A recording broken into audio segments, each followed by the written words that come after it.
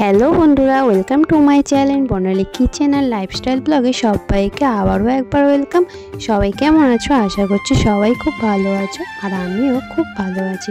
আজকে আমি তোমাদের সাথে চিকেন কারি রেসিপি শেয়ার করছি। তো চলো বন্ধুরা, সম্পূর্ণ ভিডিওটি তোমরা স্কিপ না করে দেখতে থাকো। আশা করছি আজকের ভিডিওটি তোমাদের খুব ভালো লাগবে। তো চলো সম্পূর্ণ ভিডিওটি দেখতে থাকো। এখানে আমি চিকেনটাকে প্রথমে ধুয়ে নিয়েছি, আর এই চিকেন কারিটা আমি আজকে সম্পূর্ণ বাটা মশলায় করব। তো তোমরা ভিডিওটি দেখো, ভালো লাগলে অবশ্যই কমেন্টের মাধ্যমে জানিও। দেখো এখানে আমি পেঁয়াজ, টমেটো, আদা, রসুন, আর এখানে গোটা জিরে, শুকনো লঙ্কা, আর গোটা গরম মশলা, আর নিয়েছি ধনেপাতা। তো এইগুলোকে রেডি করে নিয়ে আমি তোমাদের কাছে ফিরে আসছি। দেখো সব কিছু আমার গুছিয়ে নেওয়া হয়ে গেছে। এখানে পেঁয়াজ কুচি আছে, এখানে আদা ও রসুন বাটা আছে, আর এখানে আছে জিরে ও শুকনো লঙ্কা বাটা, আর এটা টমেটো পেস্ট, আর এখানে আছে ধনেপাতা কুচি, আর আছে গরম মশলা বাটা, আর এখানে দেখো দুটো তেজপাতা, তিনটে এলাচ, আর দুটো লবঙ্গ, একটু দারচিনি নিয়েছি। আজকের কিন্তু চিকেন রান্নাটা মাটির উনুনে করব, তার জন্য দেখো উনুনটা খুব ভালোভাবে ধরিয়ে নিয়েছি। আর মাটির উনুনে রান্না কে কে পছন্দ করো অবশ্যই কিন্তু কমেন্টের মাধ্যমে জানাবে। তো কড়াই গরম হয়ে গেছে, কড়াইতে এবারে সরষের তেল দিয়ে দিলাম। তোমরা চাইলে রিফাইন তেলেও করতে পারো। তো আমি প্রথমে চিকেনগুলোকে একটু ফ্রাই করে নেব, তার জন্য চিকেনগুলো আমি গরম তেলের মধ্যে দিয়ে দিলাম। নতুন যদি কোনো বন্ধু আমার ভিডিওটি দেখে থাকো তাহলে অবশ্যই লাইক কমেন্ট করে জানিও, আর চ্যানেলটি সাবস্ক্রাইব করে পাশে থাকা বেল আইকনটি ক্লিক করে রেখো। সবাইকে অনেক অনেক ভালোবাসা। আর তোমরা যারা কমেন্ট করো তারা অবশ্যই লাইকও করে দিও। অনেকজন কমেন্ট করো, লাইক করো না, তাদেরগুলো কিন্তু আমি বুঝতে পারি, তো আমি কিছু বলি না। তো যাই হোক, লাইকটা অবশ্যই করে দিও। তো দেখো এবারে চিকেনের মধ্যে পরিমাণ মতো লবণ আর পরিমাণ মতো হলুদ দিয়ে দিলাম। তো এটা দিয়ে আমি একটু ভালো করে লাল লাল করে ভেজে তুলে নেব। এভাবে চিকেন রান্না করলে খেতে খুবই ভালো হয়, টেস্টি হয়। তো তোমরা যারা কখনো করোনি তারা অবশ্যই একবার এভাবে ট্রাই করো। আশা করছি তোমাদের খেতে খুবই ভালো লাগবে। দেখো আমার চিকেনটা অনেকটা ফ্রাই করা হয়ে গেছে। এবারে আমি চিকেনটাকে একটা পাত্রের মধ্যে তুলে নেব। তো দেখেই বুঝতে পারছো চিকেনটা অনেকটাই ফ্রাই হয়ে গেছে। তো দেখো আমি এবারে একটা পাত্রের মধ্যে চিকেনটাকে তুলে নিলাম। তো এই পদ্ধতিতে চিকেন যারা যারা কখনো করোনি একবার অবশ্যই ট্রাই করো। আশা করছি খেতে তোমাদের খুবই ভালো লাগবে। তো যাই হোক, আমি চিকেনটাকে তুলে নিলাম। দেখো এবারে আমি ওই কড়াইতে কিছুটা তেল দিয়ে পেঁয়াজ কুচিগুলো দিয়ে দিলাম। তো পেঁয়াজ কুচিগুলো আমি এবার কিছুক্ষণ ধরে একটু লাল লাল করে ভেজে নেব। শীতকালে এভাবে মাটির উনানে রান্না করতে কার কার ভালো লাগে তারা অবশ্যই আমাকে কিন্তু কমেন্টের মাধ্যমে জানিও। আর এই রান্নার টেস্ট কিন্তু খুবই ভালো হয়। আর দেখো আমার পেঁয়াজটা ভাজা ভাজা হয়ে আসছে, আর আগুনটাও দেখো কত সুন্দর জ্বলছে। আর কত ভালো লাগে এইভাবে বসে বসে শীতকালে বসে বসে রান্না করতে। তো যাই হোক, আমি এর মধ্যে এবার দুটো তেজপাতা আর একটু গোটা গরম মশলা ফোড়ন দিয়ে দিলাম। কারণ আমি এটা প্রথমে গরম তেলের মধ্যে দিইনি, যেহেতু এটা ফাটে, তো সেই জন্য আমি পেঁয়াজের মধ্যে দিয়ে দিলাম। তোমরা চাইলে আগেও দিতে পারো। তো দেখো আমার পেঁয়াজটা ভালো করে ভাজা ভাজা হয়ে গেছে। এর মধ্যে আমি আদা রসুন বাটাটা দিয়ে দিলাম। আদা রসুন বাটাটা দিয়ে আমি বেশ কিছুক্ষণ একটু নাড়াচাড়া করে নেব।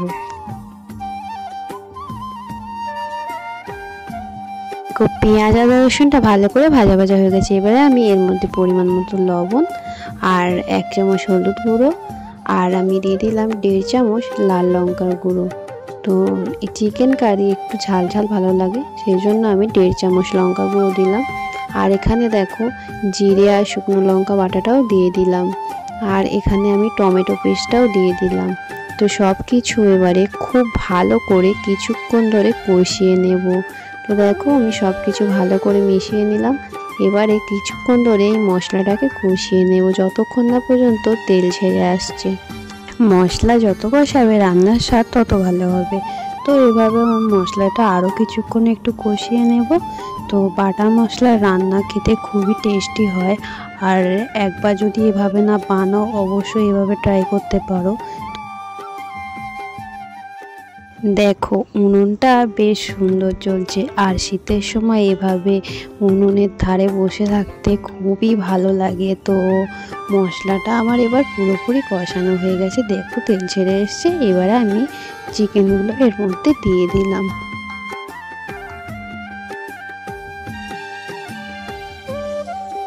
এবার মশলার সাথে চিকেনটাকে খুব ভালো করে বেশ কিছুক্ষণ ধরে আমি কষিয়ে নেব।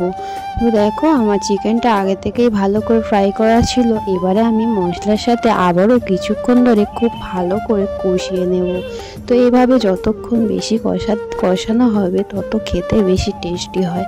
তো এভাবে আমি কিছুক্ষণ ধরে কষিয়ে নেব।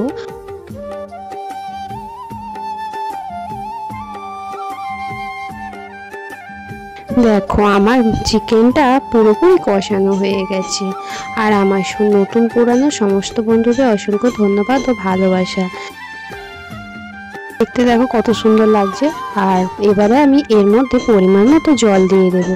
যেহেতু চিকেনটা ঝোল হবে না, একটু কষা হবে, তো আমি জলটা মোটামুটি দেবো পরিমাণ মতো। তো দেখো আমি জলটা খুবই কম দিলাম, খুব বেশি দিইনি আবার খুবই কম দিইনি।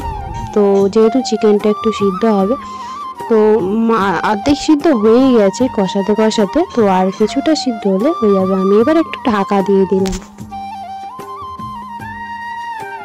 কিছুক্ষণ পর আমি এবার ঢাকাটা খুলে দেখে নিচ্ছি যে রান্নাটা আমার কত দূর হলো। তো দেখো অনেকটাই ফুটে গেছে আর চিকেনটা পুরো সিদ্ধ হয়ে এসেছে।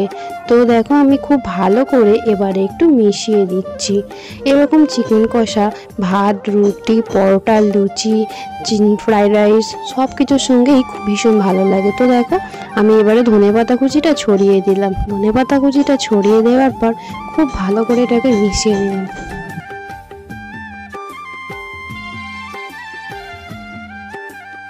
সব শেষে এবারে আমি যে বেটে রাখা গরম মশলাটা ছিল সেটা আমি দিয়ে দিলাম। দেখো গরম মশলা বাটাটা দিয়ে দিলাম। দেওয়ার পর এবারে খুব ভালো করে এটা মিশিয়ে নেব।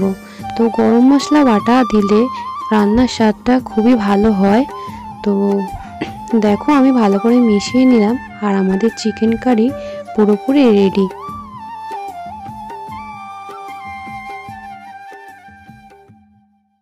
দেখো দেখতে কিন্তু খুবই সুন্দর লাগছে, আর খেতে খুবই টেস্টি হয়েছিল, যেহেতু এটা বাটা মশলায় রান্না। এবারে দেখো আমি একটা পাত্রের মধ্যে তুলে নিচ্ছি, যেহেতু রান্নাটা আমার কমপ্লিট। এরকম ঝাল ঝাল চিকেন কারি কার ভালো লাগে খেতে অবশ্যই আমাকে কমেন্টের মাধ্যমে জানাবে। আমার তো খুবই ভালো লাগে, আর গরম গরম ভাতের সঙ্গে খুবই ভালো লাগে খেতে। আর দেখো এটা নামিয়ে নিচ্ছি।